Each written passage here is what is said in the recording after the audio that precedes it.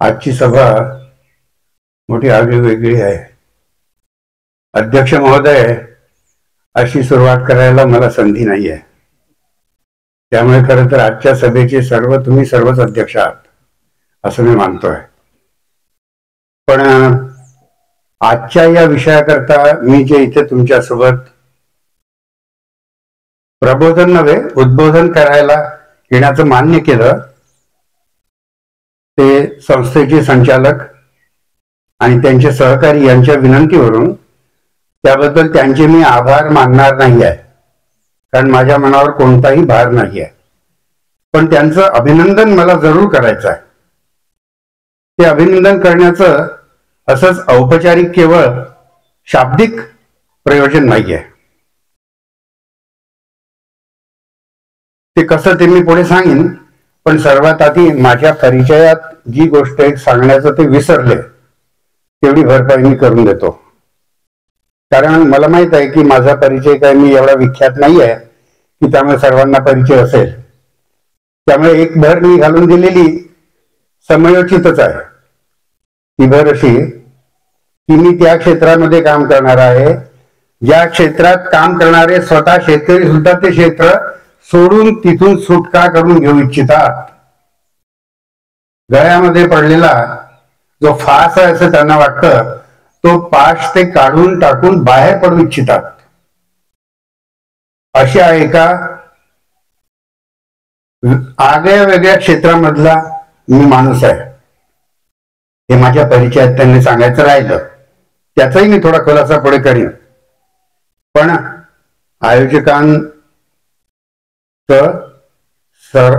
सर्वात आधी मला अभिनंदन करायचं याची 3 कारणं आहेत. पहिलं कारण, तुमच्यापैकी बहुतेकांचा शेती हा व्यवसाय नाही हे मला माहित आहे. त्यामुळे इथे बहुतेक जण शेतकरी नाही आहेत. काही आहेत पण बहुतेक नाही आहेत. पण समाजाचं काम करणारे सुद्धा बरेच जण इथे आहेत. शेती विषयाचं नसेल, इतर विषयांचं. असा हा आगळा वेगळा समुदाय जो सामाजिक भावनेपोटी जीवनात काही करू इच्छितात अशा मंडळींचा समुदाय हा. आणि यालाच मुख्य ध्येय मानून स्थापन झालेली आणि पुढे इतकी विख्यात कामं केलेली ही मंडळी आणि ही संस्था सर्च या ठिकाणी यायला मी होकार दिला. याची 3 मुख्य कारणं आहेत. पहिलं कारण, 3 महान योग आहेत आज. पहिला योग, कालच ना 26 जानेवारीला गणराज्य दिन, प्रजासत्ताक दिन, रिपब्लिक डे आपण साजरा केला. दुसरं, आता याच आठवड्यात. दुसरं महत्वाचं कारण, पुढील 3 दिवसानंतरच या देशामध्ये शहीद दिन दुःखाने पण माथा उंच करून साजरा केला जावा. महात्मा गांधींच्या खुनाचा तो दिवस आणि त्यानिमित्ताने सर्व शहीदांचं स्मरण करण्याचा तो दिन, शहीद दिन, तोही 3 दिवसाच्या नंतर आहे.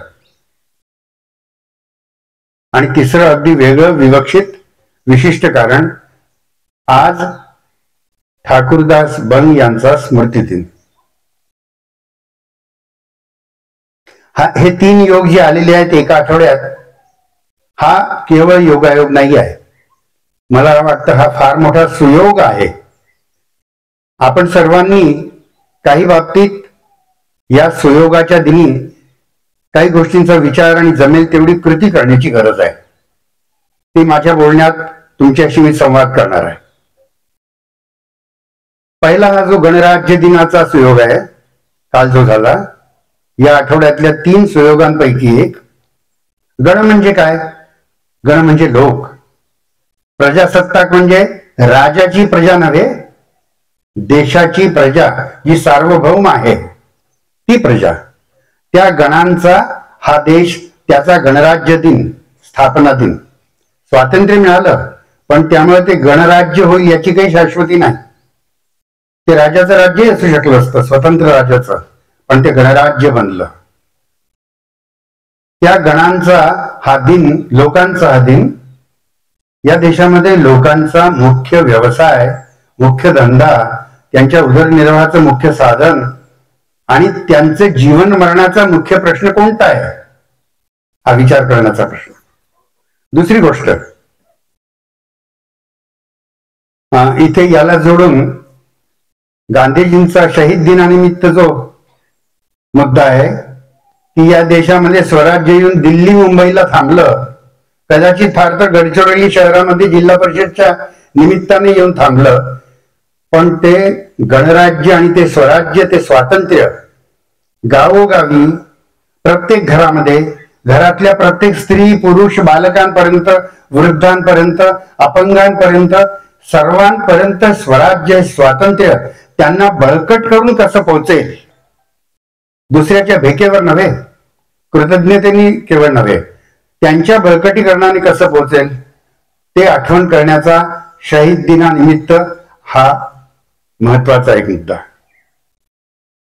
आणि तिसरा मुद्दा, ठाकूरदास बंग यांच्या स्मृतीनिमित्त माझा परिचय जो देण्यात आला त्या परिचयामध्ये थोडा उल्लेख झाला की आपलं ठाकूरदास बंग यांनी ग्रामीण अर्थशास्त्र, देशाचं अर्थशास्त्र समजून घेण्याचं काम आणि त्यासाठी उपाय हे ते जीवनभर त्यांनी केलं.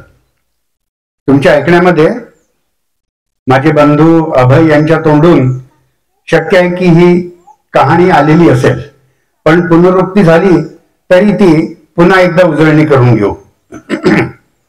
उच्च शिक्षण त्यांचं झाल्यानंतर ठाकूरदास बंग जवळच्याच महात्मा गांधींच्या सेवाग्रामच्या कुटीसमोर गेले. त्यांना भेटायला गेलेत की आता यानंतर मी अमेरिकेला चाललो आहे, अर्थशास्त्राचं यापुढचं उच्च शिक्षण घेण्याकरता आणि परत येऊन देशाची सेवा करण्याकरता. तर ते गांधींना जेव्हा भेटलेत, गांधींनी विचारलं, त्यांनी सांगितलं या कामाकरता चाललो. गांधी म्हणाले त्याकरता अमेरिकेला जायची गरज नाही, त्याकरता तो भारतातल्या खेड्यांकडे जा. आणि कुटीच्या बाहेर येऊन सेवाग्राममध्ये त्याच क्षणी ठाकूरदास बंग यांनी तो पासपोर्ट फाडून फेकून दिला. तर हे जे ग्रामीण अर्थशास्त्र आहे त्या विषयावर मी तुमच्याशी संवाद करावा असे या ग्रामीण अर्थशास्त्राचं काय गाभा आहे किंवा काय महत्वाचे मुद्दे आज आपल्याला विचारात घेण्याची गरज आहे. त्यांनी पासपोर्ट फाडला, पण त्यानंतर या ग्रामीण अर्थशास्त्राला समजून त्याचा आणखी पुढे शोध घेऊन आणि त्यातून ग्रामीण क्षेत्राला आर्थिक दृष्ट्या आणि सर्व दृष्टींनी सर्वतोपरी बळकट करण्याच्या कामाला त्यांनी आपलं जीवन दिलं. त्या ग्रामीण अर्थशास्त्राला आपण आज त्यांच्या स्मृतींनी थोडं आणखी समजून घेऊया. एक छोटीशी गोष्ट सांगतो. उन्हाळ्याचे दिवस आहेत, मे महिना, अतिशय तापलेलं ऊन, दुपारची वेळ आहे. ठाकूरदास बंग यांच्यासोबत आम्ही पण जेवायला बसलेलो आहोत आणि लगेच ते दाराकडे खिडकीकडे पाहून म्हणतात, बघा अशोक अभय, ढग यायला सुरुवात झाली. आणि आम्हाला जेव्हा त्याचा हरीफ नाही व्हायचा तितका जास्त ठाकूरदास बंग यांना हरीफ व्हायचा. या माणसाजवळ शेती नव्हती स्वतःची, जी होती जमीन ती त्यांनी भूदानामध्ये दान दिली आणि शेतावर राबणाऱ्या भूमिहीनाच्या नावाने शेताची मालकी करून दिली. त्यानंतर स्वतः भूमिहीन झाले. पण शेतीबद्दल इतकं जास्त अतोनात उत्कट प्रेम, जवळीक आणि त्याबद्दल कन्सर्न त्यांना होता, शेती आणि शेतकरी. कारण सारं ग्रामीण भारत आणि भारताचं संपूर्ण अर्थशास्त्र, अर्थचक्र हे शेतीभोवती फिरतं. त्यावेळी तर फारच जास्त ते अवलंबून होतं. आता त्यामध्ये थोडी कमतरता झाली, पण आजही ती स्थिती आहे. तर हे जे ग्रामीण भारताचं अर्थशास्त्र आहे, शेतीचं अर्थशास्त्र आहे. हा जो त्यांचा भावनिक जवळीक होती ही केवळ कार्यक्रमापुरती नव्हती. ढग आले मे महिन्यात आणि सुरुवात झाली, आता पुढे पाऊस येईल, त्यानंतर बळीराजा शेतात बियाणं, बळीराजा आणि राणी शेतामध्ये बियाणं लावतील, त्यातून पीक उभं राहील, त्यातून त्याला स्वतः शेतकरी कुटुंबाला आणि साऱ्या देशाला खायला मिळेल. त्याचा इतिहास आठवा. त्यावेळी देशामध्ये दुष्काळामुळे लाखोंनी लोक बळी गेलेले होते, तडफडून गेलेले होते. आणि त्यानंतर त्याच भारतामध्ये त्यांच्याही काळी आणि आजही काळी अनेक लोक पुरेसं अन्न न मिळाल्यामुळे किंवा पुरेसं संतुलित अन्न न मिळाल्यामुळे कुपोषित आणि रोगी आहेत. असं हे घडतं. त्याच्याशी त्यांचा किती जवळून संबंध होता, आत्मिक संबंध होता. ढग आल्यामुळे ज्या माणसाला मनामध्ये आनंद व्हायला लागतो, कारण पुढची सर्व शेती आणि त्याचं अर्थशास्त्र त्यांना दिसत असतं. ते ठाकूरदास बंग त्यानंतर त्यांनी तो पासपोर्ट फाडला. मग त्यानंतर ते शेती करण्यामध्ये लागले. मला माहित आहे अजूनही, म्हणजे मी लहान होतो त्यावेळी, ढेकळं फोडण्याकरता त्यांनी या अर्थशास्त्राच्या प्राध्यापकांनी आणि त्याच्या पत्नी सुमन बंग यांनी शेतीमध्ये उन्हाळ्यामध्ये ढेकळं फुटावीत, त्यानंतर पेरणी व्हावी, मग त्यानंतर पीक यावं, याकरता काय काय हालापेष्टा नाही भोगल्या. त्याकरता आधी ते शेती शिकले, कारण मूळ शेतकरी कुटुंबाचे नव्हते, बनिया कुटुंबाचे.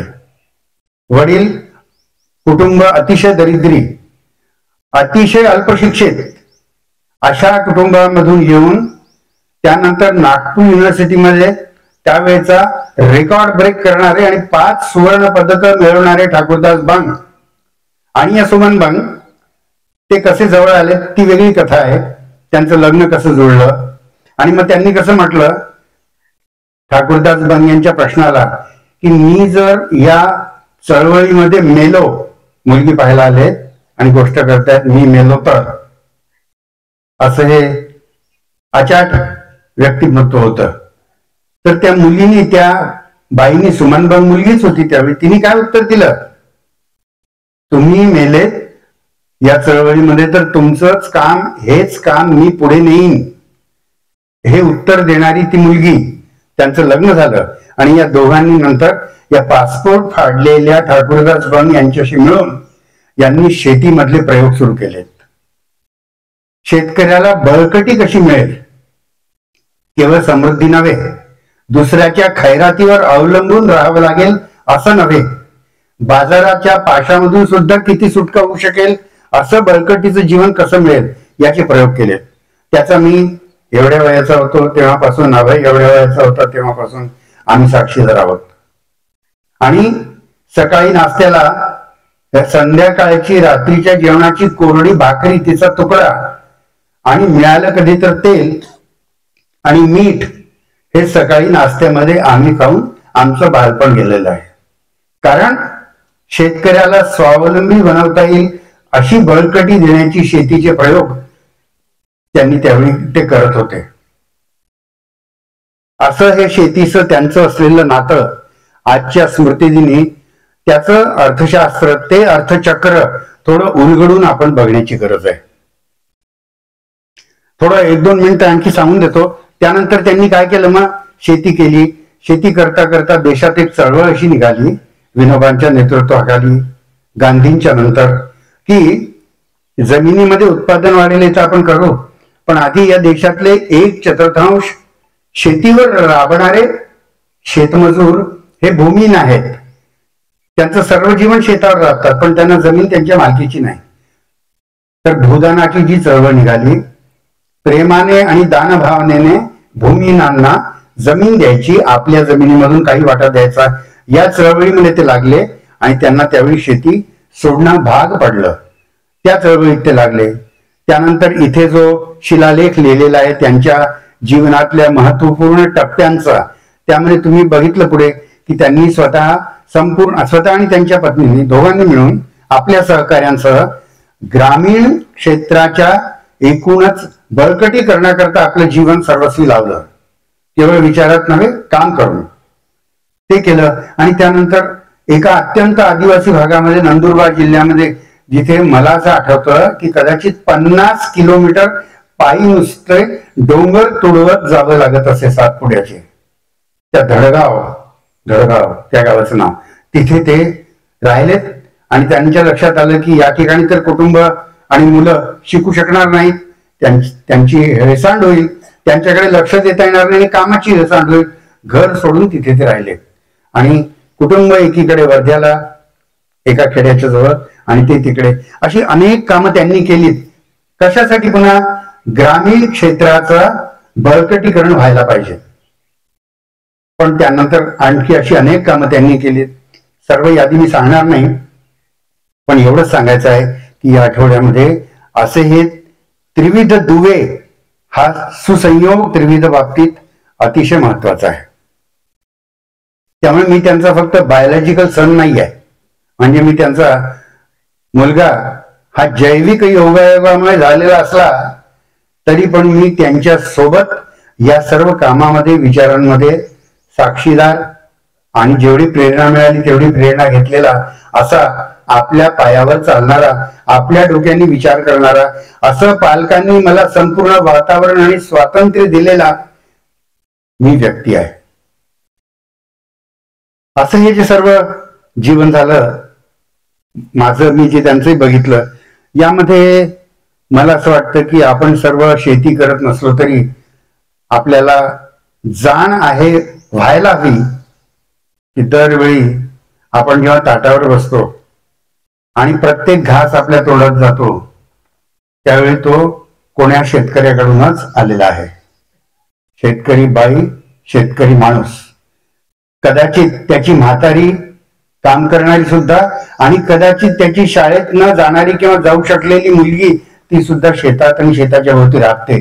म्हणून आपल्याला सकाळी नाश्ता, दुपारी जेवण, रात्री जेवण, किमान 3 वेळा हे सर्व आपल्याला मिळतं. मग आपण आरोग्याचं काम करणारे असोत की हार्मोनियम आणि भजन कीर्तन करून प्रबोधन करणारे असोत, की आपण कॉलेज शिकणारे असोत, की आपण डॉक्टर असोत, की नर्स असोत, की आपण कोणतेही व्यावसायिक असोत, वर्षाचे 365 दिवस, दिवसातले दररोज 3 वेळा आपण या अन्नदात्यामुळे मिळणारं अन्न खाऊन जगणार आहोत. असं आपलं शेतीशी घट्ट नातं आहे प्रत्येकाचं. केवळ ग्रामीण अर्थचक्राचं आणि अर्थशास्त्राचं नव्हे, त्याचं तर आहेच, पण असं आपलं सरळ कॉन्क्रीट नातं आहे दररोजचं. म्हणून हे शेती क्षेत्र आपल्याला समजून घ्यायला पाहिजे. या शेती क्षेत्राला माझी भावना आणि आपल्या समोर ती मी मांडू इच्छितो वंदन करण्याची आहे. का बरं? स्वातंत्र्य मिळालं आणि जेव्हा नियोजन सुरू झालं, पंचवार्षिक योजना सुरू झाल्यात, गणराज्य दिनानंतर हे घडलं. त्यानंतर त्या वर्षाला भारतामध्ये शेतीचं अन्नधान्याचं उत्पादन किती होतं? आपले त्यावेळी, आपण तर नव्हतोच, आपले वडीलही कदाचित लहान होते, आपले आजोबा असतील. 1950-52 साली भारतामध्ये अन्नधान्याचं उत्पादन फक्त 5 कोटीच्या जवळपास, 5 कोटी टन इतकं होतं. आज या घडीला, गेल्या वर्षाला 5 कोटीचं उत्पादन या शेतकी क्षेत्राने 33 कोटी टन इतकं करून दाखवलेलं आहे. दुधाचं उत्पादन त्यावेळी 2 कोटी टन होतं, ते आज घडीला या वर्षाला 20 कोटी टन आहे. शेतामध्येच केवळ नव्हे, शेताच्या बाहेरही सकाळी किंवा रात्री गोठा झाडून, शेण सावरून, गाईला दोरी बांधून तिच्या पायाला गाय दुहून वगैरे वगैरे, आणि दिवसाचा रात्र, रात्रीचा दिवस करून जनावरांना राखण करायची, पालन करायचं आणि आपल्या सर्वांना दूध द्यायचं. ते 2 कोटी टन होतं, ते 20 कोटी टन, 10 पट वाढ दुधामध्ये शेती क्षेत्राने करून दाखवली. भाजीपाल्याचं उत्पादन जवळपास 3 कोटी टन होतं, ते 35 कोटी टन गेल्या वर्षाला झालेलं आहे. भाजीपाल्याचं उत्पादन, भाजीपाला आणि फळ यांचं उत्पादन, हा चमत्कार शेती क्षेत्राने घडवून आणला. शेती क्षेत्रामध्ये असलेले सर्व काम करणारे शेतकरी, शेतमजूर, बाया, माणसं, म्हातारी, कोतारी, लहान मुलं मुली आणि त्यांना मदत करणारे, मग शेतीचे वैज्ञानिक, धोरणकर्ते, त्यामध्ये योजना राबवणारे, त्यासाठी लेखन करणारे, व्याख्यान करणारे वगैरे अभ्यासक, या सर्वांच्या सम्मिलित प्रयत्नामुळे, पण शेतकऱ्यांच्या पराक्रमामुळे हे उत्पादन या पातळीला येऊन पोहोचलं. म्हणून यांना वंदन करायला पाहिजे. वंदन केवळ नव्हे, या शेती क्षेत्राचं अभिनंदन सुद्धा करायला हवं. ते कशासाठी? आज सकाळी सूर्याचं किरण जेव्हा 7 वाजताच्या सुमाराला या सर्च आणि गडचिरोली परिसरात पडला आणि त्या क्षणी शेतामध्ये शेतकऱ्यांनी शेती क्षेत्रामध्ये जे पेरलं होतं आणि पेरलं आहे, ज्या ज्या जागी ते हिरवं आहे, ती हिरवळ पिकांची त्या पानावर पहिला किरण पडला आणि तिथे शेतकऱ्याच्या कामामुळे आणि मदतीमुळे चमत्कार घडला. पाण्याच्या कणाचं फोटोलिसिस झालं आणि त्या फोटोलिसिस मधून शेतकऱ्याच्या या लॅबोरेटरीमध्ये, प्रयोगशाळेमध्ये पाण्याच्या कणाचं पृथक्करण झालं सूर्य ऊर्जेच्या मदतीने आणि त्यातून हायड्रोजन आणि ऑक्सिजन वेगळे झालेत. आणि मग त्यानंतर हवेतल्या कर्बाम्ल वायूची म्हणजे कार्बन डायऑक्साईडची तिथे फोडणी दिली गेली आणि ती फोडणी दिल्यानंतर हायड्रोजन, कार्बन, ऑक्सिजन मिळून जगामध्ये वापरण्यासारखा पहिला ऊर्जा स्रोत म्हणजे खाण्यासारखं निर्माण झालं, ग्लुकोज. आणि त्या ग्लुकोज पासून मग नंतर शेकडो नव्हे, सहस्रावधी नव्हे, लक्षावधी वेगवेगळे पदार्थ या वनस्पती जगताने तयार केले. त्यामध्ये सुगंधी द्रव्य, त्यामध्ये गोड, त्यामध्ये गुळसाखर, फुलं, धान्य, डाळी, तेलबिया, मसाले, चारे, काय काय नाही ते तयार झालं. हे या वनस्पती जगताने शेतकी क्षेत्रामध्ये केलं. म्हणून त्यांचं अभिनंदन करायला हवं. पण एवढंच नव्हे, त्यांना अभिवादन सुद्धा करण्याची गरज आहे. जर आठवण करा, कोरोना काळामध्ये आत्ताच झालं ना कोरोना, त्या काळामध्ये या देशाच्या एकूणच आर्थिक परिस्थितीला रुपयांमध्ये मोजली तर 23 असा आर्थिक वृद्धी दर झाला होता, कोलमडला होता, पायतळी कोसळला होता. कोरोना काळामध्ये आर्थिक वृद्धी दर 23. त्यावेळी याच शेती क्षेत्राने कोलमडलेल्या या मुलाला कडेवर उचलून या अर्थचक्राला सांभाळून ठेवलं होतं आणि +3चा आर्थिक दर शेती क्षेत्राने देशाच्या अर्थचक्राला दिला. म्हणून आपण उद्ध्वस्त होण्यापासून वाचलो. त्यानंतर मग चाकाला पुन्हा सावरलं गेलं आणि पुन्हा गती मिळाली. ते सुद्धा हे शेती क्षेत्रच होतं. असं हे वंदनीय, अभिनंदनीय, अभिवादनीय असे कृषी क्षेत्र ग्रामीण क्षेत्राचा आणि एकूणच देशाचा हा पाया आहे अर्थचक्राचा. असा या शेतकी क्षेत्राचा ज्याचं बळकटीकरण व्हावं असं आपण कृषी प्रधान देशामध्ये म्हणतो. सरकारही म्हणते, लोकही म्हणतात, शेतकरी बाय म्हटलं तर राब राब राबून आपलं घाम आणि रक्त सांडतात. काळ्या ढेकळात डोळा हिरवं सपन पाहते, हिरवं सपन पाहते, काटा पायात रुतते, काटा पायात रुतते आणि लाल रगत सांडते. अशा या शेती क्षेत्राची आज काय स्थिती आहे, काय त्यांची धडधड आहे, या धडपडीमधून त्यांचं काय होत आहे हे आपण कधी त्यांचं स्पंदन समजून घेणार का? आपलं सहस्पंदन होणार का? फक्त 3 आकडे तुमच्या समोर नेमके मी सांगतो. अनेक गोष्टी सांगण्यासारख्या आहेत पण वेळेअभावी ते आवर्त घेऊन फक्त 3च नमुन्यादाखल वानगी म्हणून. पहिलं, या देशाला जेव्हा आर्थिक स्वातंत्र्य, राजकीय स्वातंत्र्य मिळालं जवळपास 1950-52 साली, त्या पहिल्या पंचवार्षिक योजनेच्या वेळी देशामध्ये ज्यावेळी 50% वर लोक शेतीमध्ये राबत होते त्यावेळी तर 70% होते. म्हणजे अर्धे अधिक लोक शेतीवर राबत होते आणि आजही राबत आहेत. या सर्वांनी मिळून एकूण जे राष्ट्रीय उत्पादन केलं, ग्रॉस डोमेस्टिक प्रोडक्ट, GDP, यांनी जे आर्थिक उत्पादन केलं त्यामध्ये 50% लोक आज शेतीमध्ये राबतात. पण त्यांना राष्ट्रीय उत्पादनामधून त्यांच्या वाटा त्यांना मिळतो फक्त जवळपास 15%. आपल्याला कल्पना आहे काही? 50%पेक्षा जास्त लोक राबतात आणि आपण त्यांना वाटा देत आहोत देशाच्या अर्थचक्रामध्ये फक्त 15%. हा पहिला याचा निदर्शक, इंडिकेटर. दुसरा, देशाचा आर्थिक विकास दर, ग्रोथ रेट. या देशाचा आर्थिक विकास रेट, ग्रोथ रेट किती राहत आलेला आहे? 5 ते 10च्या जवळपास राहतो.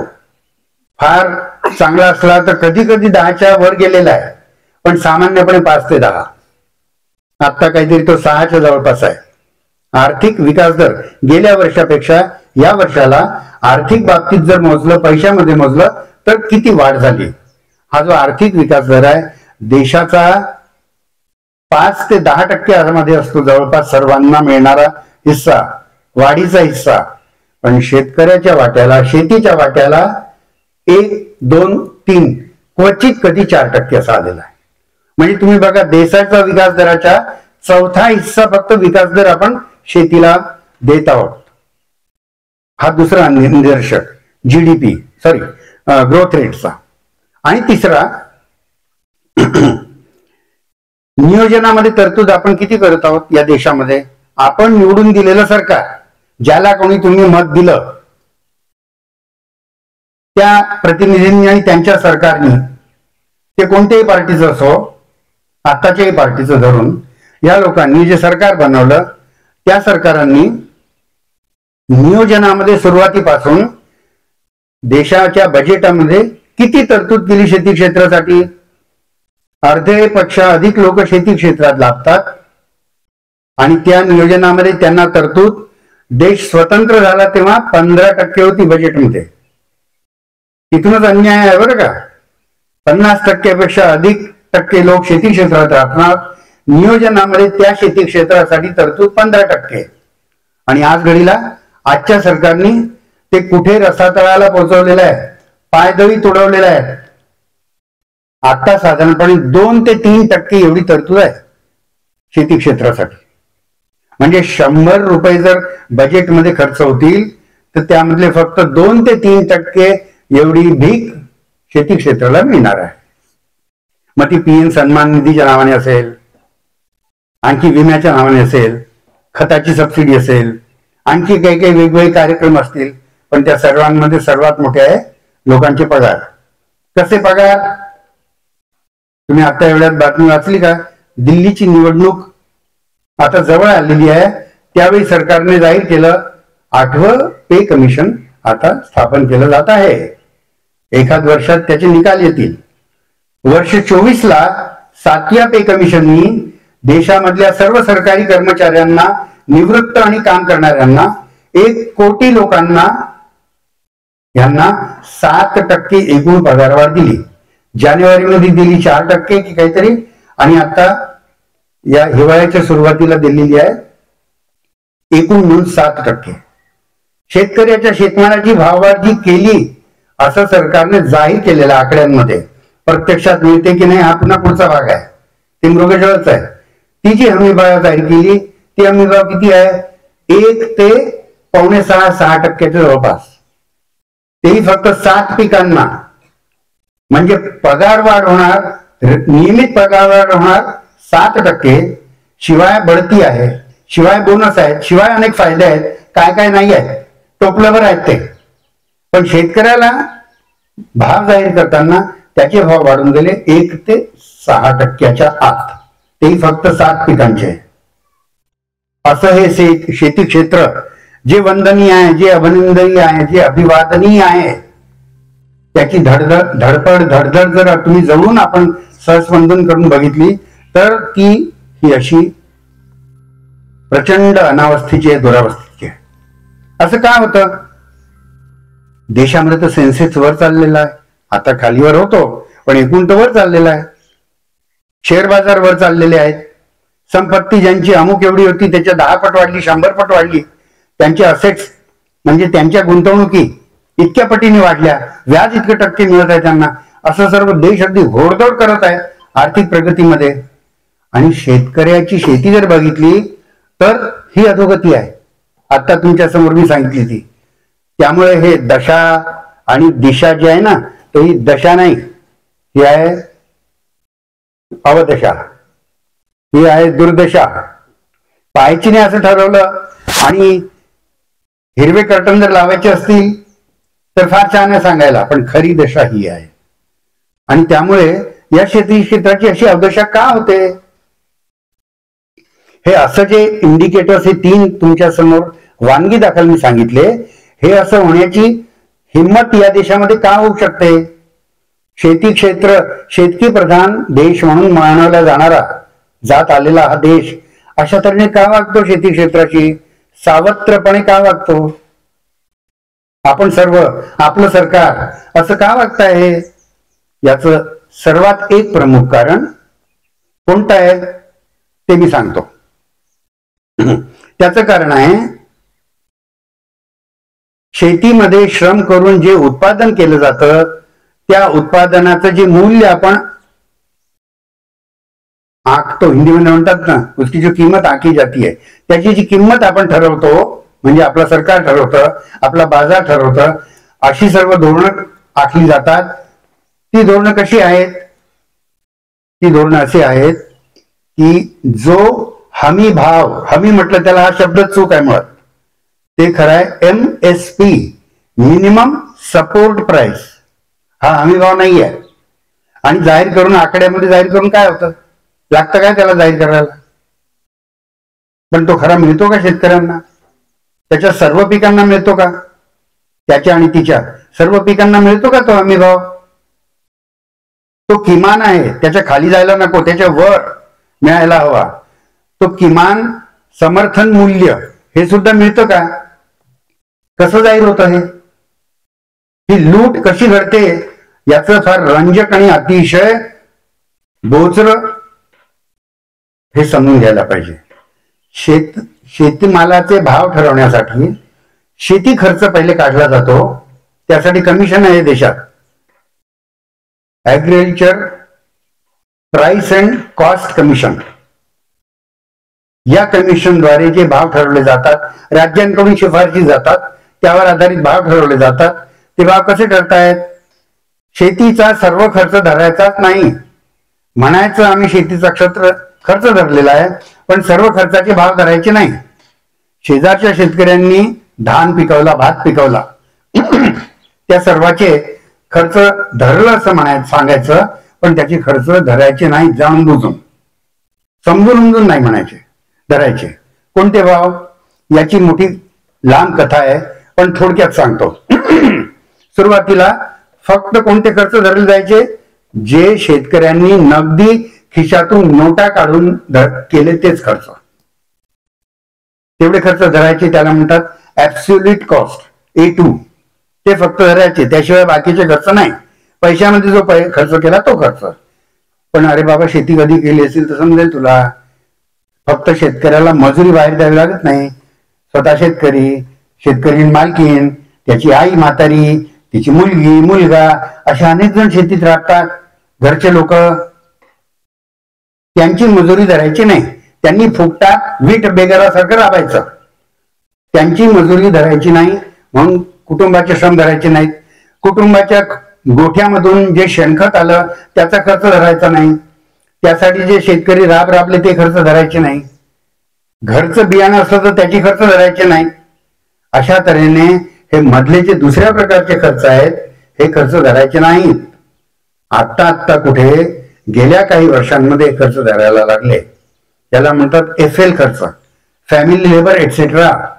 कुटुंबाचं श्रम आणि त्याचे अनुषंगिक इतर खर्च, खत, बियाणं, पाणी, विहिरीचं, हे खर्च धरायचे नाहीत. ते आत्ता धरायला लागले.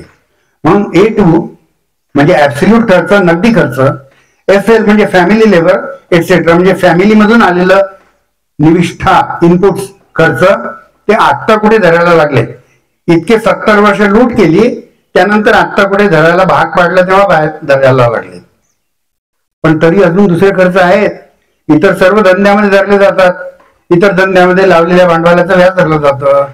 इतर सर्व धंद्यामध्ये लावलेल्या एकूण गुंतवणुकीचा घसारा धरला जातो. शेती लावली तर शेतीचं किमतीचं व्याज धरलं जाईल. ती शेत विकून जर बँकेत पैसे टाकले असते तर 1 लाख रुपये मिळाले असते. 1 लाख रुपयाचं व्याज न घेता त्या शेतकऱ्यांनी स्वतःची जमीन ठेवली, ती शेती केली तिच्यावर, मग त्याचं व्याज त्याला मिळालं असतं ना, पण ते नाही धरायचं. असे अनेक खर्च धरायचे नाहीत. बाजाराला गेला माल विकायसाठी तो खर्च धरायचा नाही. बसचं भाडं धरायचं नाही. त्या दिवसाची जी मजुरी राहिली ती धरायची नाही. नंतर पटवाऱ्याला लाच द्यावी लागली, त्याशिवाय काम होत नाही, सातबाराचा उतारा मिळत नाही, तो खर्च धरायचा नाही. पटवाऱ्याकडे गेलं तेव्हा एकदा नाही, दोनदा नाही, चारदा नाही, किती वेळा, 7-7 वेळा जावं लागतं तरी काम होत नाही. ते दिवस गेले, त्याची मजुरी धरायची नाही. शेतकऱ्याने आपले जनावर खत मिळण्याकरता जी ठेवली, त्यांच्याकरता गोठा जो बांधला, ते खर्च धरायचे नाही. शेतकऱ्याने घरात आलेला कापूस किंवा धान साठवून ठेवला घरात, स्वतः कसा तरी राहायला बिचारा कुठेतरी, ते सर्व कापसामधले किडे, धानामधले किडे नेऊन घरभर फिरतायत, त्यांना रोगराई होते आहे. साठवणुकीचं क्षेत्र, त्या जागेचं भाडं धरायचं नाही. हे तर फार थोडे झाले.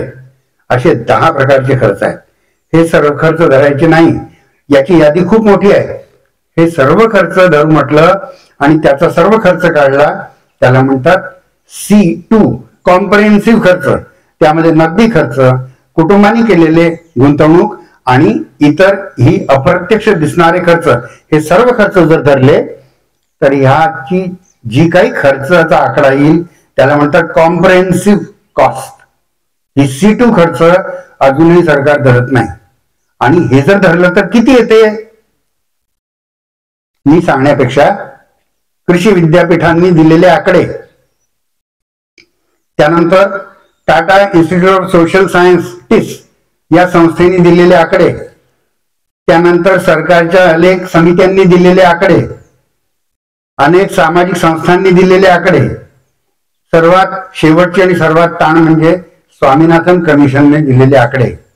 हे सर्व आकडे जर धरले तरी सर्वांचा सूर, सामुदायिक सूर असा आहे, सरकार जे भाव धरतं त्या भावाच्या तुलनेत एकूण लागणारा खर्च, उत्पादन खर्च हा सामान्यपणे 1.5 पट आहे.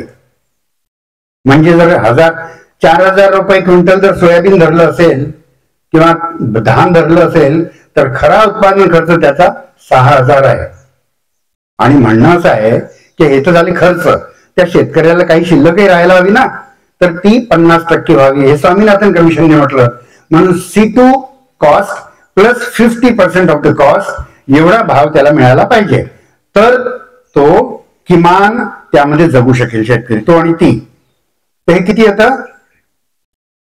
1.5 पट. आणि या 1.5 पट भाव सरकार द्यायला तयार नाही, जाहीर करायला तयार नाही.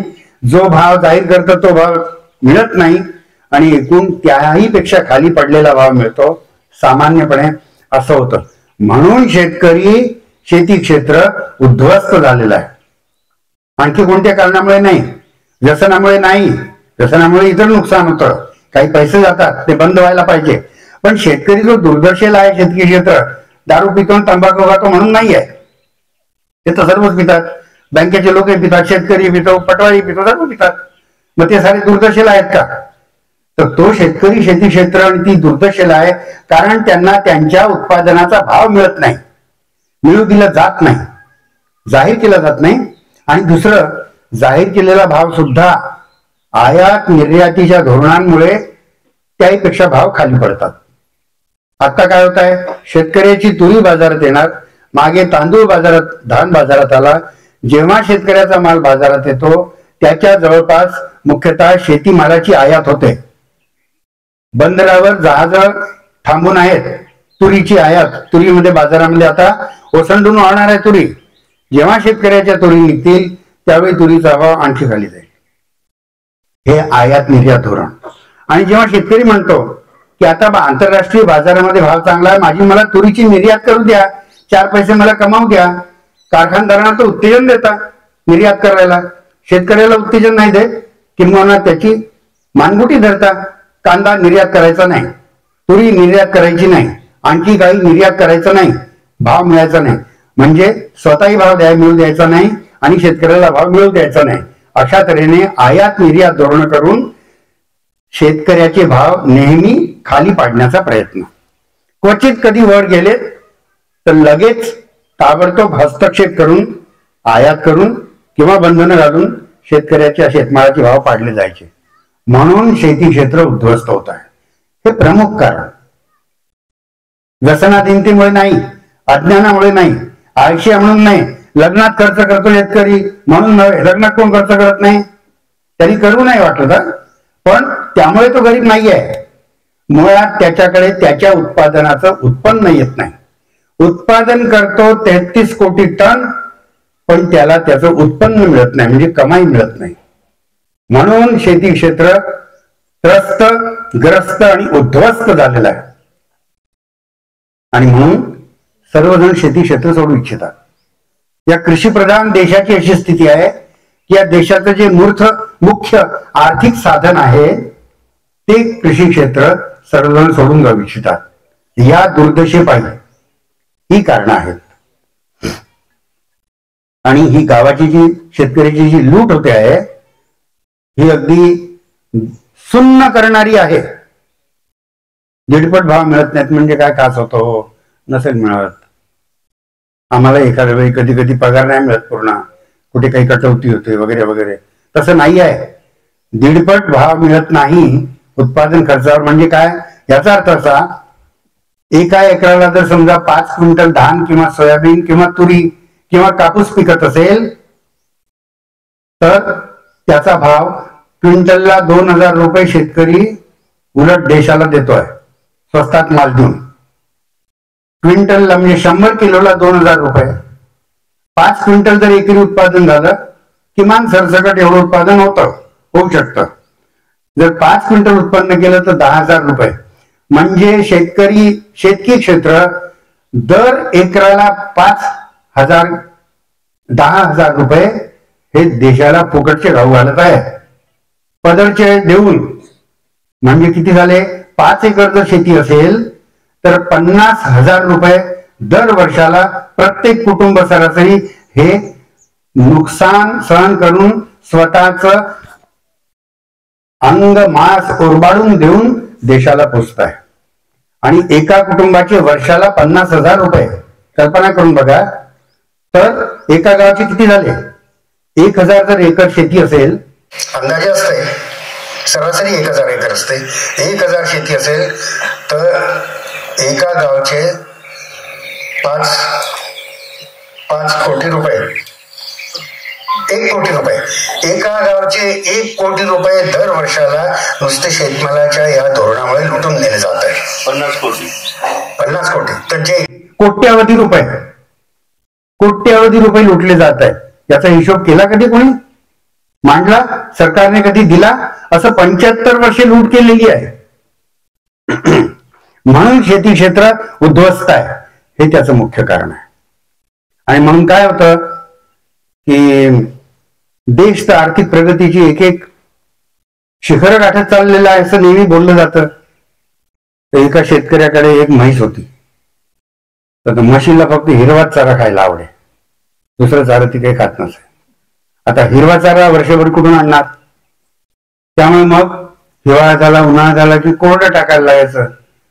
शेतकरी हिरवं देऊ शकत नाही, म्हैस कोरडं काही खात नाही. मग तो शेतकरी पण बँकेत काम करत होता, चलाक होता. त्या शेतकरीने काय केलं, एक मोठा चष्मा बनवला हिरव्या रंगाचा आणि म्हशीच्या डोळ्यावर लावला. आता म्हैस खायला जावं तर दिसतं हिरवं, पण प्रत्यक्ष गावं तर लागतं कोरडं. असं झालेलं देशाच्या अर्थचक्राचं. शेती क्षेत्राने इतर सर्वांचं बघावं तर सर्वत्र हिरवळ आहे. इतर क्षेत्रांची 8वं पे कमिशन येणार आहे. आता सर्व भरभराट होते, सर्वांची मजली चढतायत, त्यांचे डिपॉझिट वाढतायत, बचत त्यांची वाढते आहे, मालमत्ता वाढते आहे, अंगावर चांगले टवटवीत दिसतात. पण शेती की क्षेत्र मात्र ह्या तऱ्हेने खायला जावं तर कोरडं लागतं. त्याचं कारण हे आहे, हा हिरवा चष्मा, हे धोरण. शेतकऱ्याचं मरण हेच सरकारचं आणि समाजाचं धोरण आहे. त्यामुळे शेतकरी मरतोय. तर हा झाला, हा जो जुलूम होतोय समाजाकडून आणि शासनाकडून, सरकारकडून, त्याला मुख्य सरकार जबाबदार आहे. पण थोड्या प्रमाणात उपभोक्ताही जबाबदार आहे, ग्राहकही जबाबदार आहे.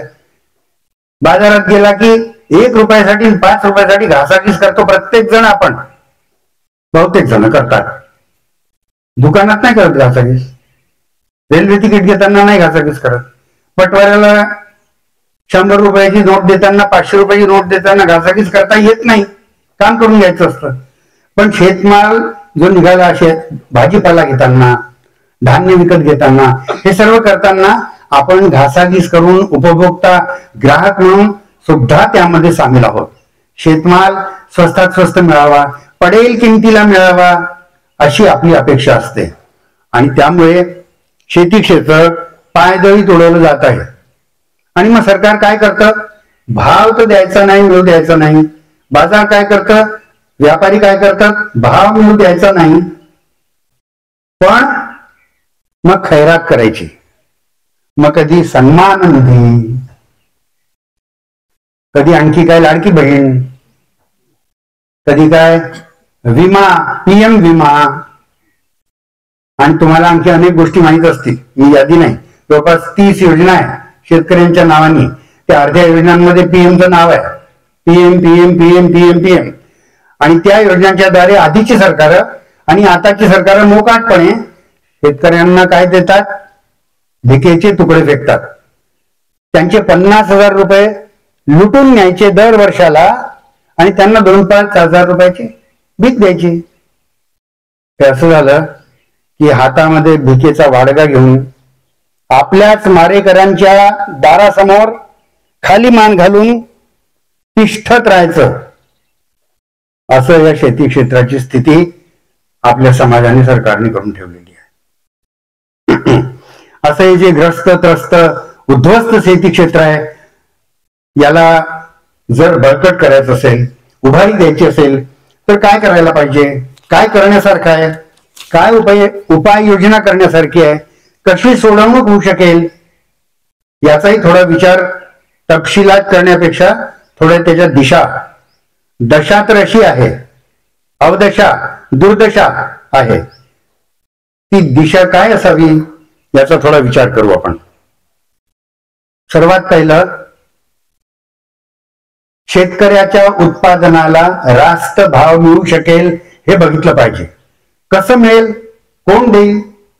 हे पुढची सर्व गणित मांडावी समाजाने, सरकारने, अर्थतज्ञांनी, विद्यापीठांनी, समाजसेवकांनी, सर्वांनी करावं.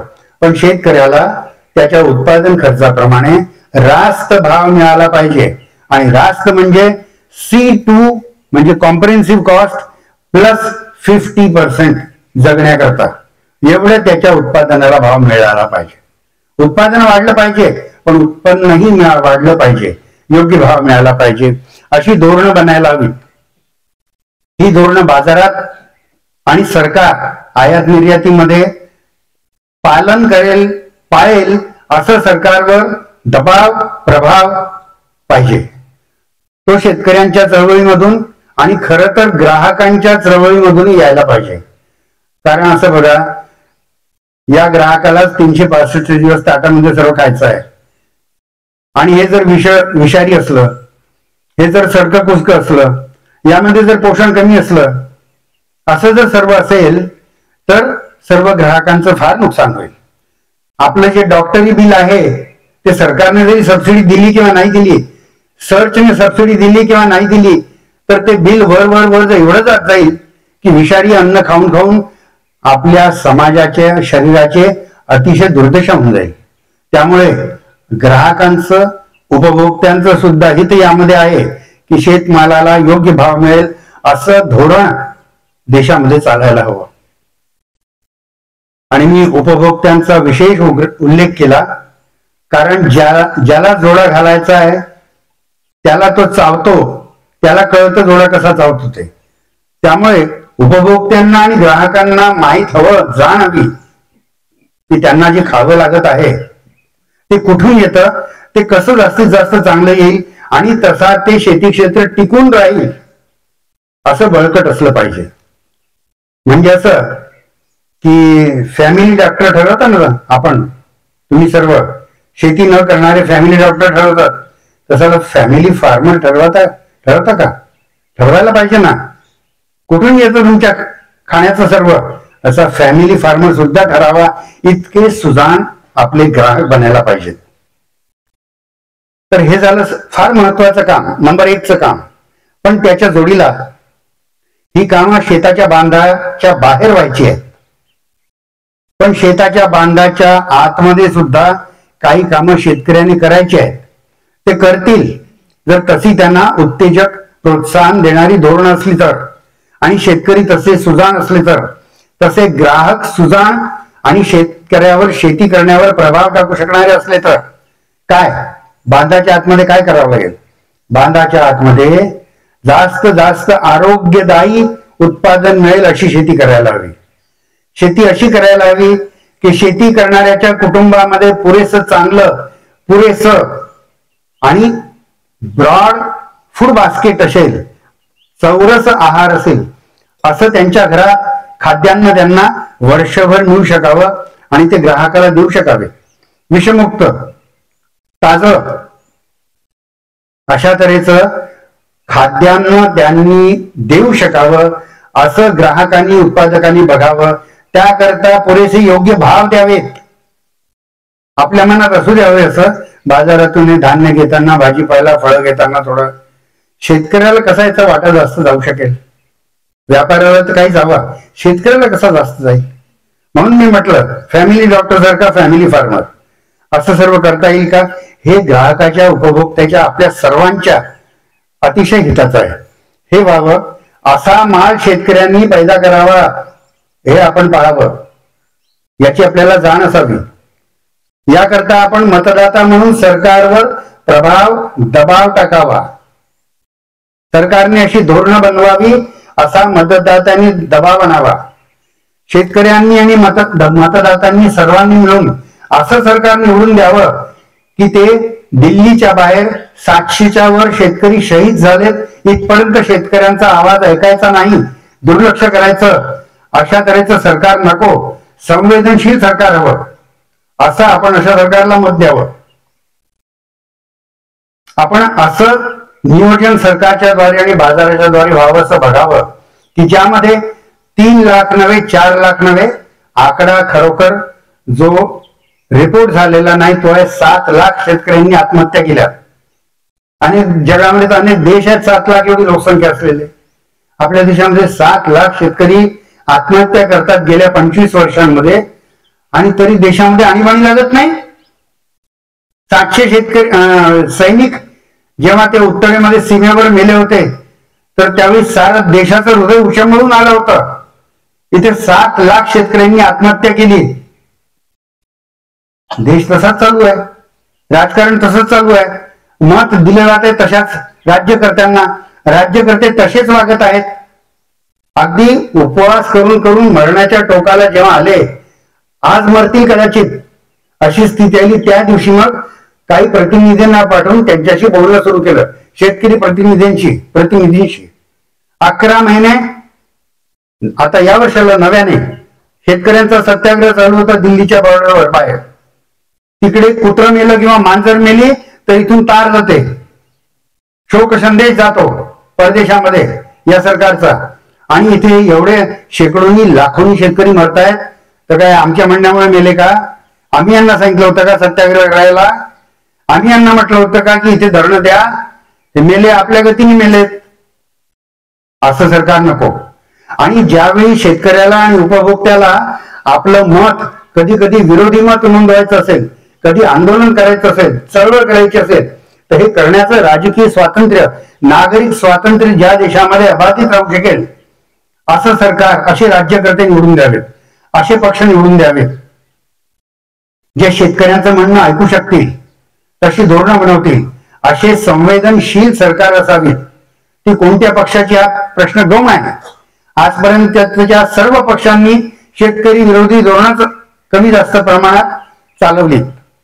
आजपर्यंतच्या सर्व सरकारांचं धोरण शेतकऱ्याचं मरण हे सरकारचं धोरण होतं. म्हणजे सर्वच असे होते, काही जास्त वाईट होते, काही कमी वाईट होते. आपण मतदात्यांनी असं सरकार निवडून द्यावं. हे सर्व बघून कोण बघणार? हे सर्व आपण बघायचं आहे. कारण आपल्या ताटात येणाऱ्यांना आपण खात असतो. आणि विशेषतः महिला आणि बालक यांना तर फारच जास्त याची गरज आहे बघण्याची. सर्चच्या सोबत काम करता तुम्ही अनेक वेळा ऐकलं असेल, या देशामध्ये 50% जास्त महिला या कुपोषित आहेत. त्यांच्या हिमोग्लोबिनची पातळी अतिशय दुर्दशेला गेलेली आहे. 50% जास्त बालक 5 वर्षाखालची, त्यांची नीट वाढच होत नाही, मेंदूची वाढ होत नाही आणि शरीराची वाढ होत नाही. ते सर्व कुपोषित आहेत. ज्या देशामध्ये 50% बालक आणि 50% बाया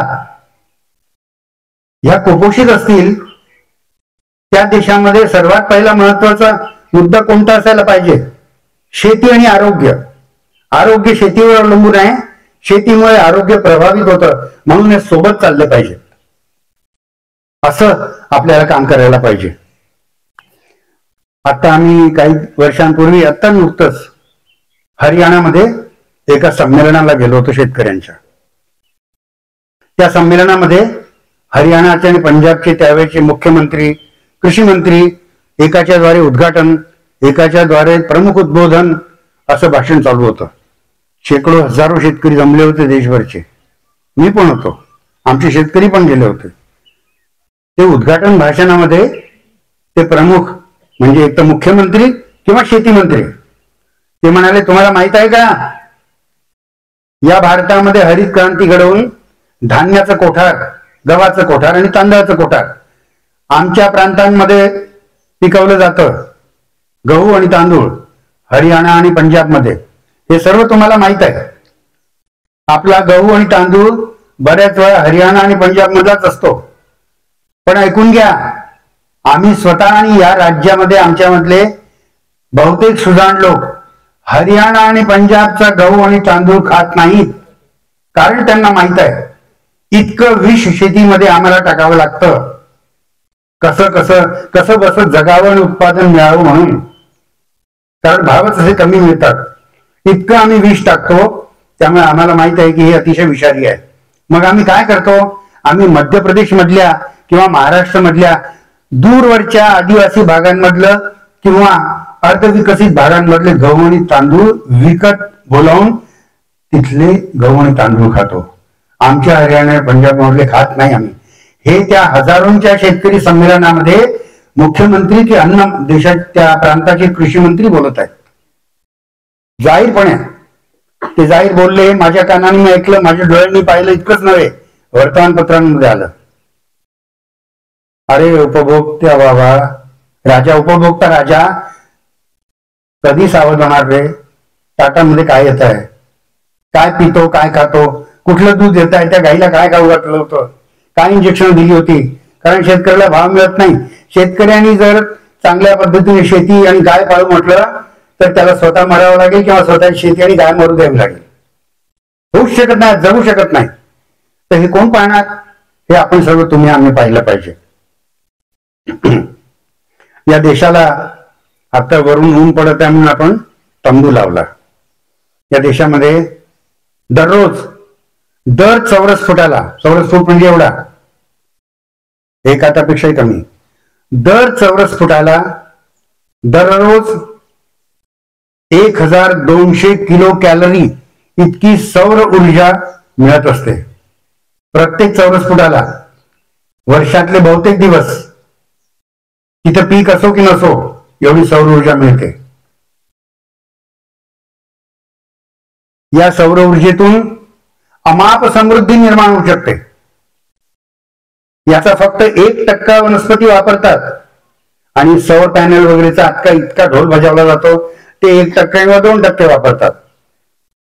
ती सौर ऊर्जा वापरून आपल्याकरता अनेक तऱ्हेचं उत्पादन शेतीमधून आणि जंगलांमधून येतं, पडजमिनीमधून येतं, उत्पादन येतं. इतकी अमाप समृद्धीचा स्रोत आपल्या देशाला लाभलेला, वरदान लाभलेला आहे.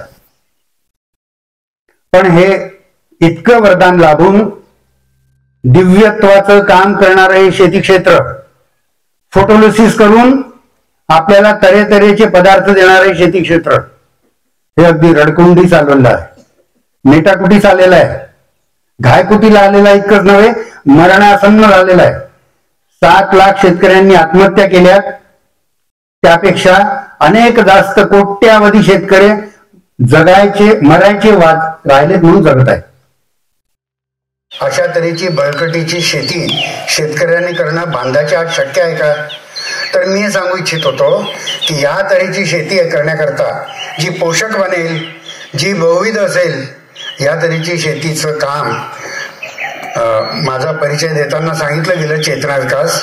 त्या चेतना विकास संस्थेच्या एक कार्यकर्त्या निरंजना मारू इथे आलेल्या आहेत त्या माझ्यासोबत.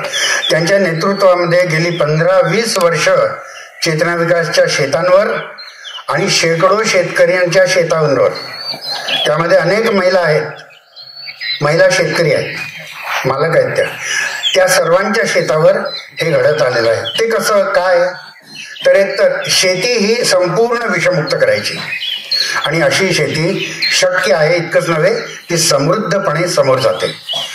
नंबर 2, ही शेती बहुविध करावी, म्हणजे 1, 2, 3, 4 पिकं न लावता त्या शेतीमध्ये किती पिकं लावतात त्या निरंजना? जवळपास 30 ते 45 पिकं एका शेतामध्ये असतात. तुमच्यापैकी काहींनी बघितलंय ते शेत, आणखी कदाचित काही बघतील. 30-45 पिकं एका शेतामध्ये, 2 आणि 3 पिकांची शेतीची पेरणी करताना 1.5 दिवस निघून जातो, पेरणीची वतर निघून जाते. 45 पिकं कशी लावणार?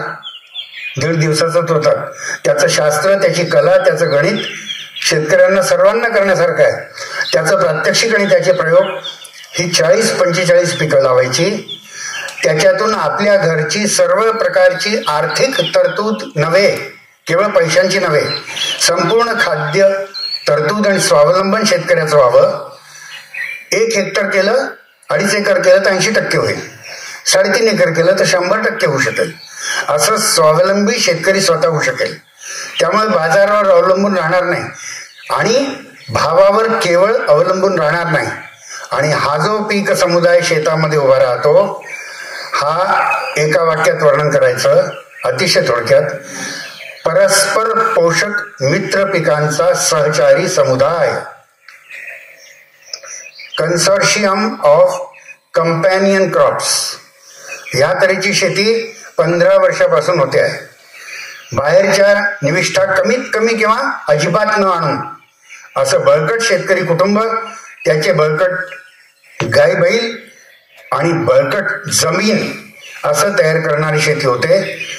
आणि ही शक्य आहे, हे करून दाखवलेलं आहे. शेकडो शेतकऱ्यांकडे, बायांकडे करून दाखवलेलं आहे.